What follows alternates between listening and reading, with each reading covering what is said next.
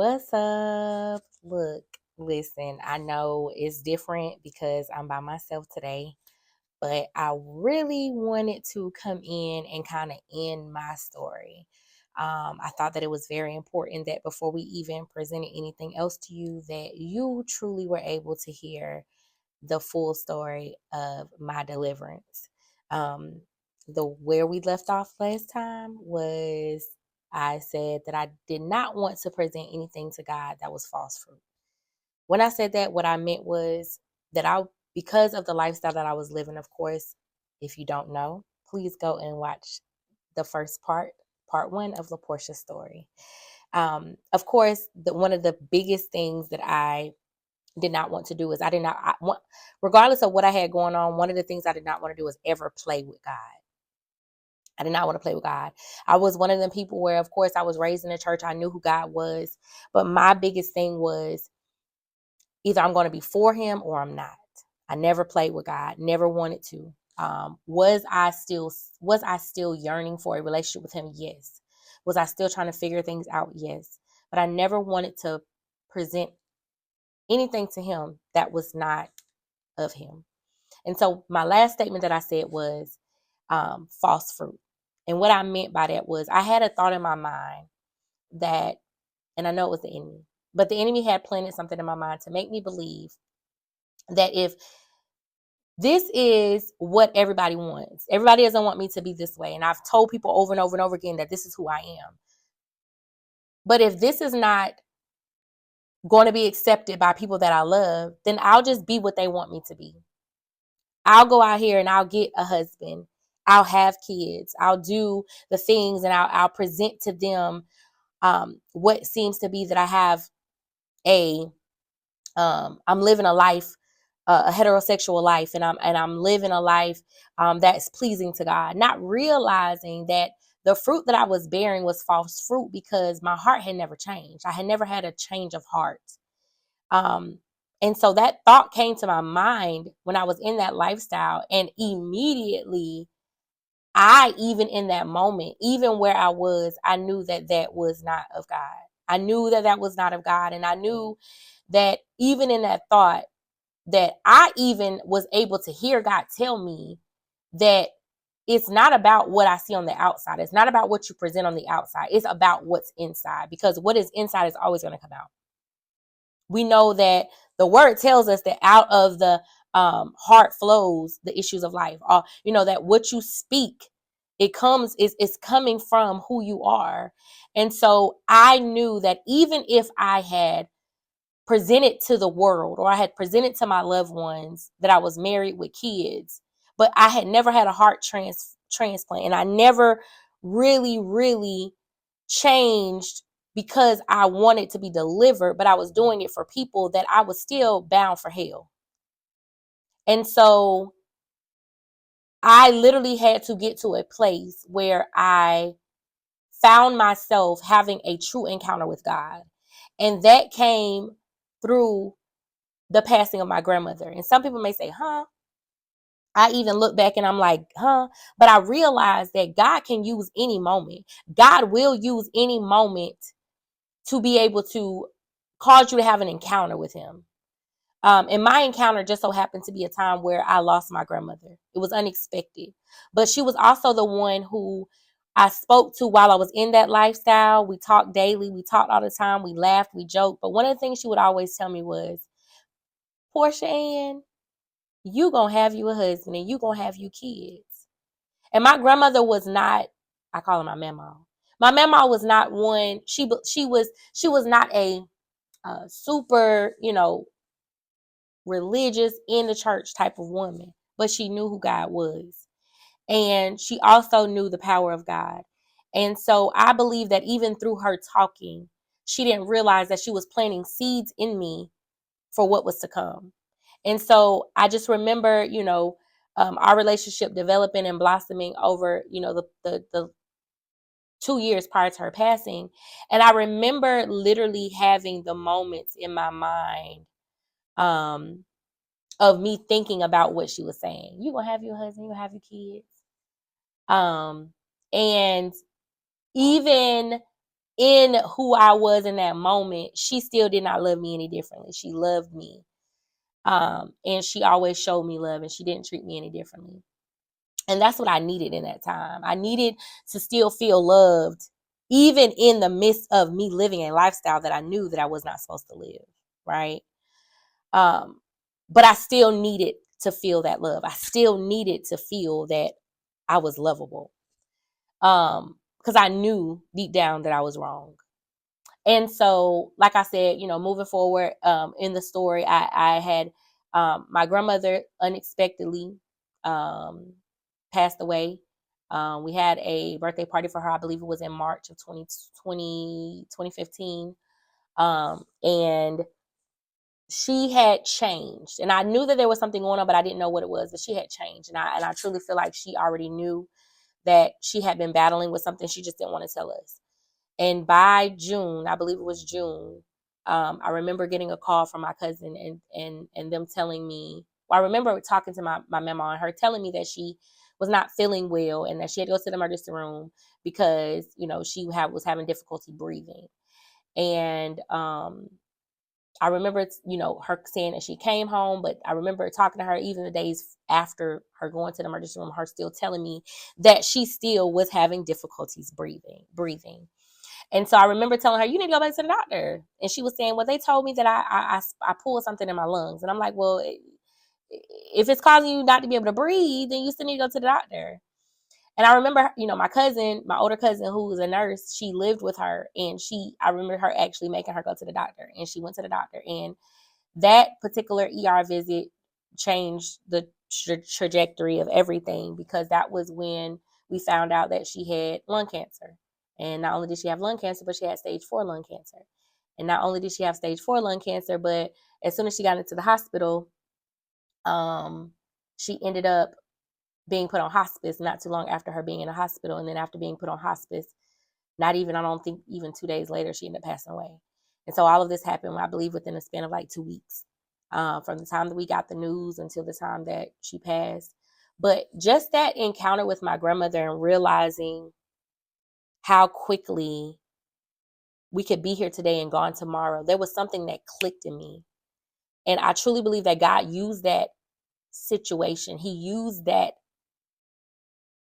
death of my grandmother, for it to not be in vain.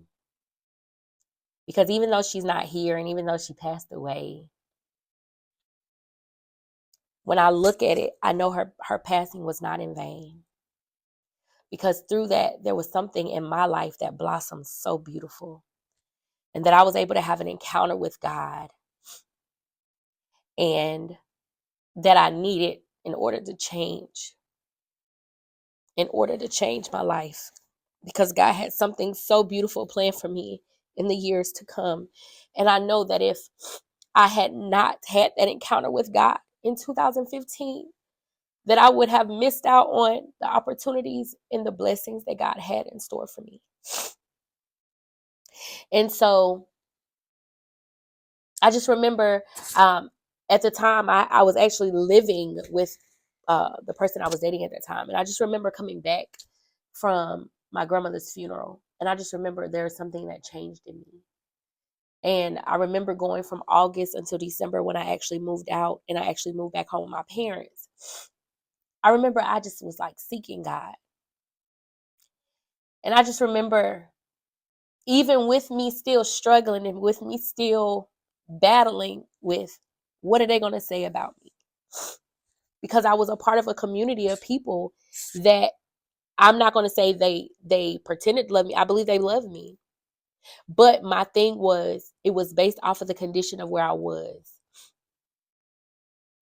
And I needed to feel loved and I needed to feel a part. And so I ended up blending in and I ended up becoming a part of a community of people that lived the same lifestyle I lived. But my concern was the enemy would play with my mind about, what are they going to say? What are people going to say about me? That plagued my mind for a long time in the beginning.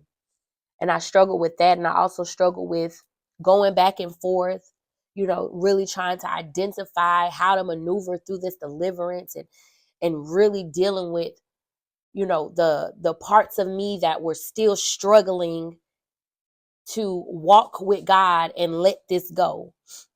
And so I remember in March of 2016 was when I fully was like, God, I can't do this no more. The end of February, actually. I said, I can't do this no more. I don't want to go back and forth. I don't want to be confused in my mind. I don't want to not know what it is that I want to do as far as my deliverance goes. God, I need you to show me. God, I don't want to be that one that's hypocritical. I want to live for you and only you. And I need you to show me. I need you to show me. And I remember just saying that to God. And I remember from that point on, I began to seek him like no other. I began to chase God. And for the first time in my life, I was okay with being by myself. And I truly believe that God needed me to feel what it felt like to be by myself, but not feel alone.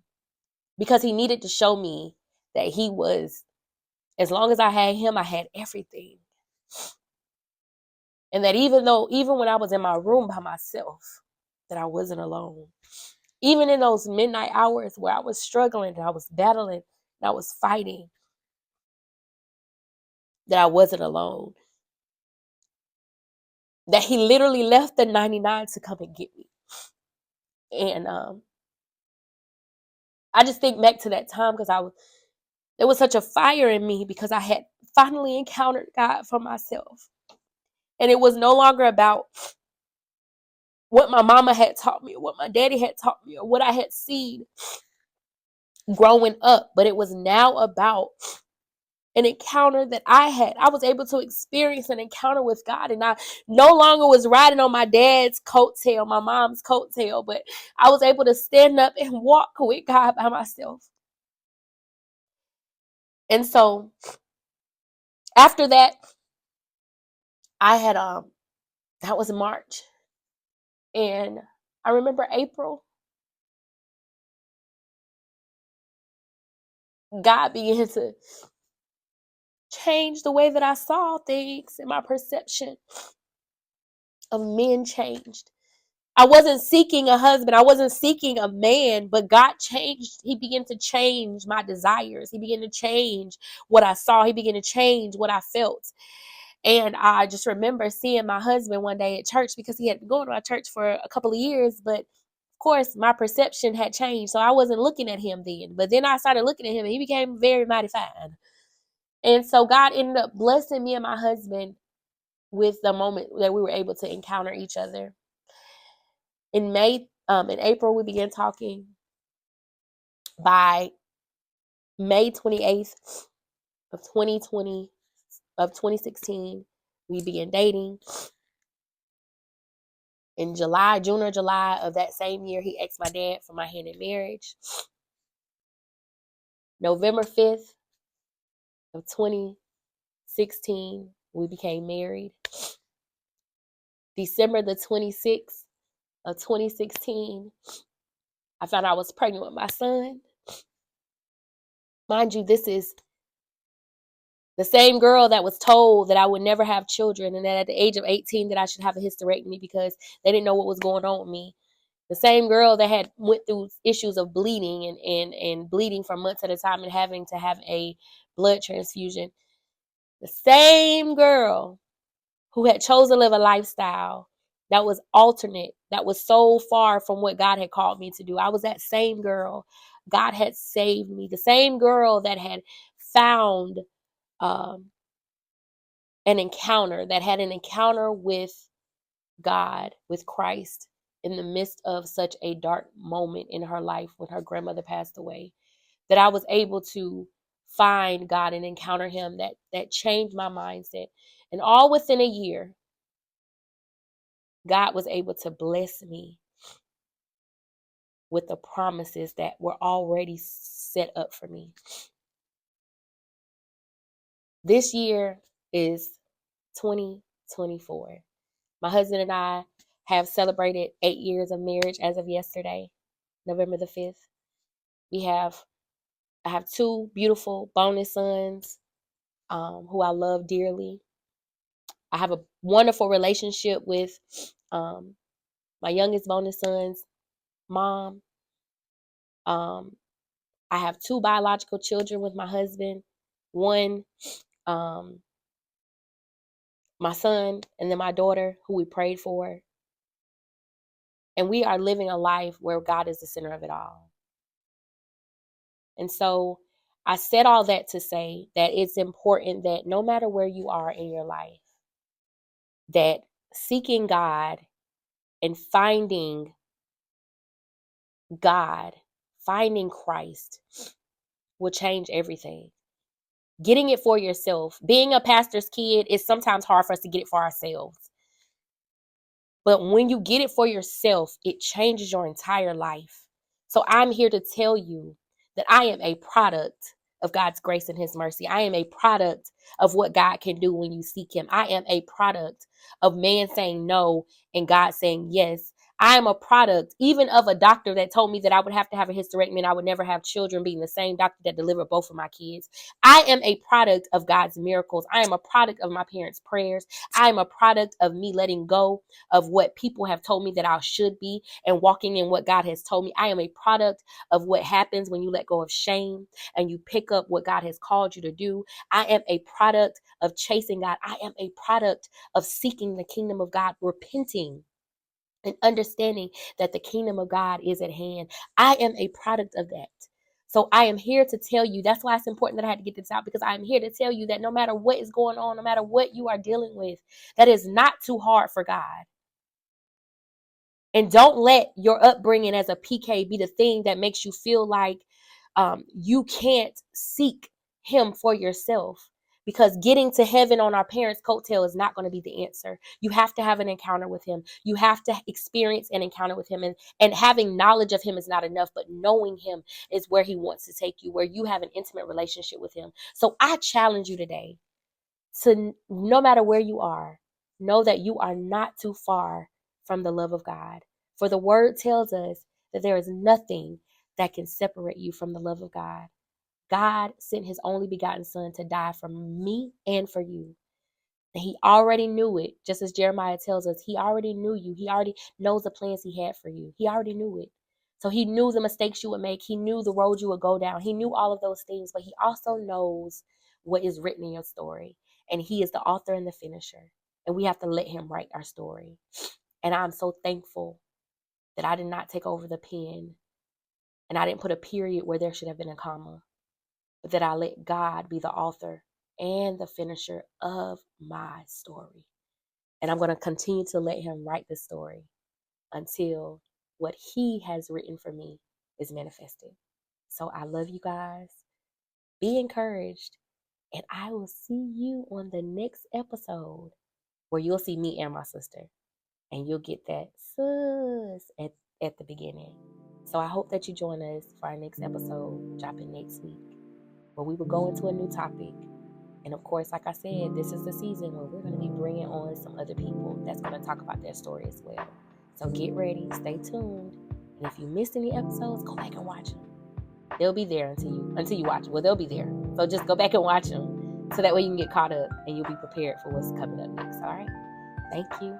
We love you. PK Talk. Listen, PK United.